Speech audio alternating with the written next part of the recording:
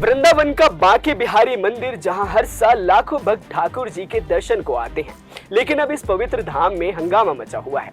500 करोड़ की लागत, 5 एकड़ में भव्य कॉरिडोर, 3 नए एंट्री गेट, योगी सरकार का ड्रीम प्रोजेक्ट। लेकिन स्थानीय गोस्वामी समाज और ब्रजवासी सड़क पर उतर आए हैं। आखिर क्यों हो रहा है इतना विरोध? क्या है इस कॉरिडोर की असली कहानी और कोर्ट का क्या फैसला है? चलिए जानते हैं। सबसे पहले समझते हैं कि ये बांके बिहारी कॉरिडोर है क्या। दरअसल योगी सरकार की इस मेगा परियोजना में 5 एकड़ जमीन पर भव्य कॉरिडोर बनाया जाएगा। इसमें होंगे 3 नए एंट्री गेट, जो जुगल घाट, विद्यापीठ चौराहा और जदोन पार्किंग से मंदिर तक जुड़े होंगे। इसके अलावा इसमें होंगी 30,000 वर्ग मीटर में पार्किंग, ताकि भक्तों को गाड़ी पार्क करने में दिक्कत ना हो। साथ ही बांके बिहारी कॉरिडोर में 10,600 वर्ग मीटर का ऊपरी हिस्सा और 11,300 वर्ग मीटर का निचला हिस्सा शामिल है, जिसमें प्रतीक्षालय, चिकित्सा कक्ष, शिशु देखभाल और पूजा की दुकानें होंगी। काशी विश्वनाथ कॉरिडोर की तर्ज पर मंदिर को यमुना नदी से जोड़ा जाएगा, ताकि भक्त डुबकी लगाकर सीधे दर्शन को पहुंच सके। इस प्रोजेक्ट की लागत है 500 करोड़ रुपए, जो मंदिर के खजाने से खर्च होंगे। अब सबसे बड़ा सवाल, आखिर इस भव्य प्रोजेक्ट का विरोध क्यों हो रहा है? दरअसल गोस्वामी समाज और ब्रजवासियों ने 4 बड़ी वजहें बताई हैं। पहला, कुंज गलियों का विनाश। वृंदावन की 500 साल पुरानी कुंज गलियां, जहां भगवान श्री कृष्ण और राधा रानी की लीलाएं हुई, वो इस कॉरिडोर के लिए तोड़ी जाएंगी। गोस्वामी समाज का कहना है कि ये गलियां वृंदावन की आत्मा है। दूसरा, वृंदावन की संस्कृति पर खतरा।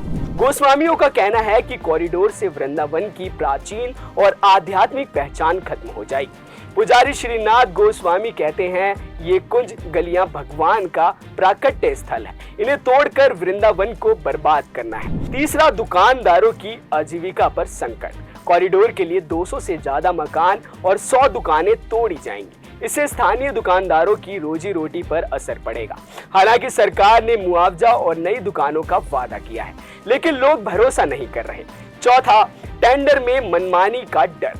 गोस्वामी समाज को डर है कि 500 करोड़ की इस प्रोजेक्ट में टेंडर घोटाले होंगे और मंदिर के पैसों का दुरुपयोग होगा। बता दें कि गोस्वामी समाज ने धमकी दी है कि अगर कॉरिडोर बना तो ठाकुर बांके बिहारी को लेकर वृंदावन से पलायन कर जाएंगे। इतना ही नहीं, कुछ लोगों का आरोप है कि पांडे और पुजारी अवैध कब्जों की वजह से विरोध कर रहे हैं, ताकि उनकी कमाई का जरिया बचा रहे। अब आपको बताते हैं कि इस पूरे विवाद पर सरकार का क्या पक्ष है। योगी सरकार का कहना है कि ये कॉरिडोर भक्तों की सुविधा के लिए जरूरी है। 19 अगस्त 2022 को मंगला आरती के दौरान भीड़ में 2 श्रद्धालुओं की मौत और 8 के घायल होने की घटना ने इस प्रोजेक्ट की जरूरत को उजागर किया। वहीं सरकार का दावा है कि कॉरिडोर से भीड़ प्रबंधन बेहतर होगा।